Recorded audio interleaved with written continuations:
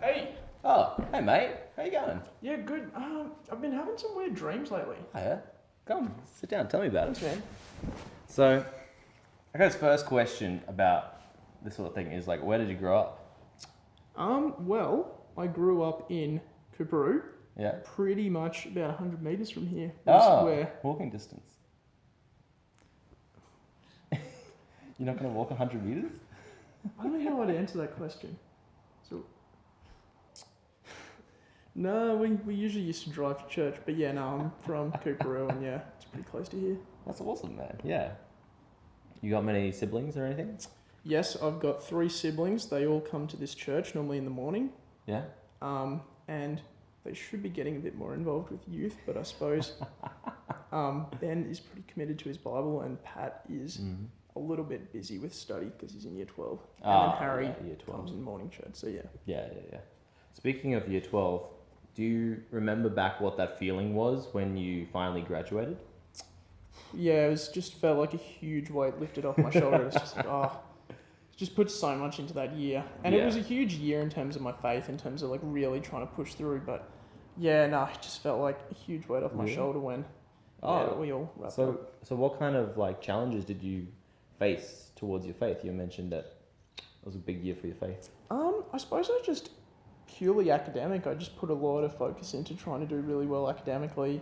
I felt like everyone around me had been working really hard all my life to try and give me the best opportunity. So I kind of just put a lot of pressure on myself to do well. And yeah, it was just a huge year. I just put a lot into it, and it just felt like faith was just a huge part of trying to manage that stress and trying to take the pressure off a little bit, knowing that there's something bigger than just year 12. Just bigger than just that study and exactly, just that little world that you get caught up in year 12, yeah. So it was a lot of like, would you say prayer to God about absolutely, like, yeah, needing absolutely, that? yeah. Just so little prayers, just little segments. It might just be 2:10 in the day. Yeah. Walk into class and I'd just be like, God, just help me get through this next hour. I really need to go well, kind of thing. Yeah. Oh, I love those prayers. They're like little shotgun prayers. Yeah. Exactly. But no, it was great. Like, dude, that's so cool, man. I'm really glad for you. So when you were at the end of year 12 and you were like thinking about, okay, what degree am I going to do? Where I'm going to go? Did you end up doing like your first choice or your dream degree? There was half of a thought in year 12 wanting to do medicine. Yeah. But then probably just felt like wasn't cut out for that workload. Yeah. And I always did pretty well in economics and maths, so I thought finance and economics is probably up my alley for that. So yeah, that's how it sort of played out. I did get into the degree I wanted to. Crunching the numbers. Good. Yeah, that's sort of me. I like crunching the numbers. If thinking back to when you were in youth group, what's your favourite or like your most memorable memory? Well, I actually didn't go to youth group that much when I was in high school. Yeah, I know. Don't listen to him. I know, it wasn't good. Normally, it would just be on a Friday night and I'd just be really tired. And usually the NRL would be on, and I'm a big NRL fan, so I'd sort of just want to sit down, watch the Broncos, because normally they put them on Friday night. But the few weeks that I did go, I always enjoyed it. And I probably would have gone more, except for the fact that often through high school, I probably didn't take my faith that seriously until year 12. And so I just didn't really care that much. I probably just saw youth as a social thing more. And because I saw it more as a social thing, it was something I had to lift myself for. Yeah. And on a Friday night, I usually just didn't feel up to it. I just wanted to sit down and watch the footy. So yeah. And that's really easy to do, especially if like your relationship with God is just kind of on the back burner. That's the thing. Like, I think a lot of kids who don't go to youth group a lot through high school, I really don't judge them that much when you see them in church, because it's like, it's only really once that accountability starts coming in as you're a young adult that actually starts to... So if your relationship with God then was better, you felt like there'd be more accountability for you to come along more often and, it would encourage you more? I suppose so. I suppose I thought... What would you say? I suppose I thought that there was just so much going on in my life that God was like just a little segment, but it was like, I've got school, I've got my friends. Yeah. And I'm tired a lot of the time. You felt and I've got so other preoccupied. interests. And so it was just a little segment of my life. And it was only probably in year 12 where I really felt stressed out, maybe a little bit isolated because, you know, big study days and everyone's focused on their sort of aspirations. And it's like you end up feeling a little isolated from people. And I think I just sort of, through that year, found myself kind of needing some intervention.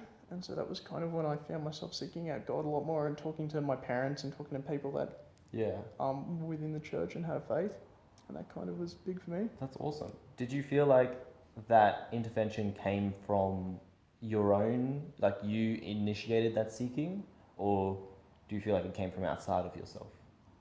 I think it was, that's a really good question. I think it was probably from me because it was that little segment. And so I knew about it, but so it was a little bit from me in terms of like wanting to actually take this segment of my life really seriously for a change. Yeah. But then also, I'm probably lucky that I've got some really good people around me, and so I was able to talk to people, and they were able to help me with getting Jesus into my life a little bit more. So important, yeah. So in your faith journey, we talked a lot about in high school you really clicked.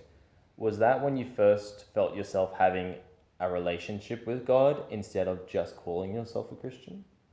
Yes, a real like intimate talking to God relationship. Yes, I would say it was only around that year 12, sort of 17 sort of age where it sort of started to happen for me. I would have always called myself a Christian, but it was only sort of at that older age where I started to really take it seriously. Yeah, what did it look like beforehand when you say you just called yourself a Christian? Well, it was something I believed. Like, I suppose I just believed God existed. I believed Jesus died. So it was like I believed. I went to church when I could, maybe like once or twice a month. Went to youth group a little bit. And unless there was like big social pressure and it felt like if I said I was a Christian, I'd be judged. Unless that was the case, I would just say like casually like, oh yeah, I'm a Christian. And it was kind of... That was kind of the way it played out. So you're just sort of like fudging your way through or just kind of getting by. But now, do you feel confident enough if you're in those social situations to then say like, I live for God or I live for Jesus? I think so. I think most of my close friends know that I'm a Christian. Yeah. And, you know, I think a lot of them would say, that's great, it's not for me. But I definitely think I'm a lot better at owning up to it than I used to be in terms of just being willing to talk about what I believe in and stuff. That's awesome. And I guess you'd have that insight then into, because as you guys probably know, Tim grew up in a church. Which church was that you grew up in? This church. one! I'm from St. Stephen's. Woo! Yep, this has been my church all my life. That's so cool, man. Yeah, so what kind of advice would you have for people who have grown up in a church and then it's just sort of been all what they've known, but they haven't, or they might not have made that conscious decision to have that relationship or that intimate relationship with God?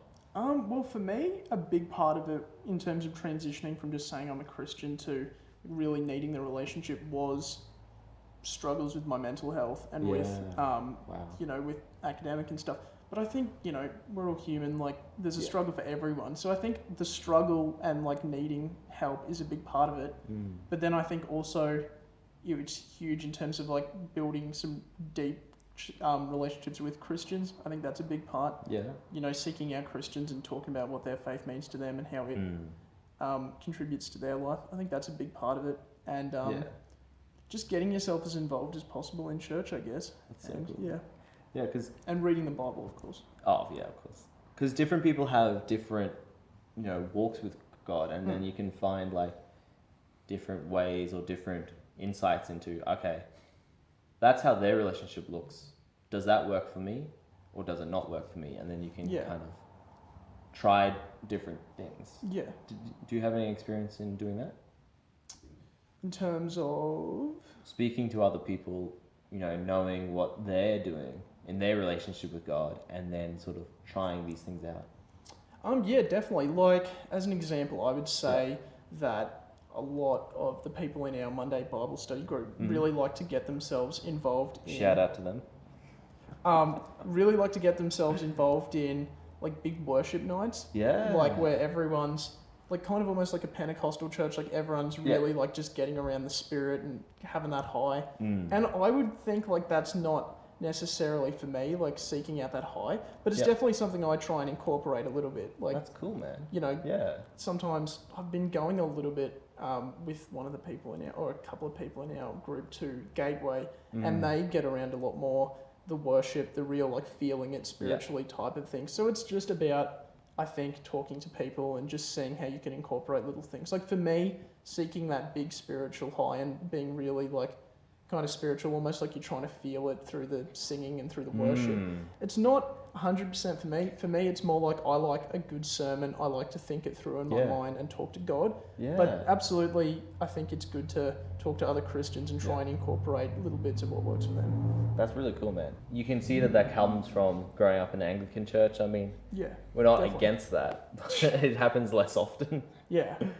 But I think that's really inspiring that you've just tried these things that you know that's not for you, but you're wanting to look to God or experience God in these different ways. Well, I think another advantage as well is that from doing that, you actually do get to meet other Christians, and that's obviously a benefit because if you're around other Christians, I think it brings in that accountability.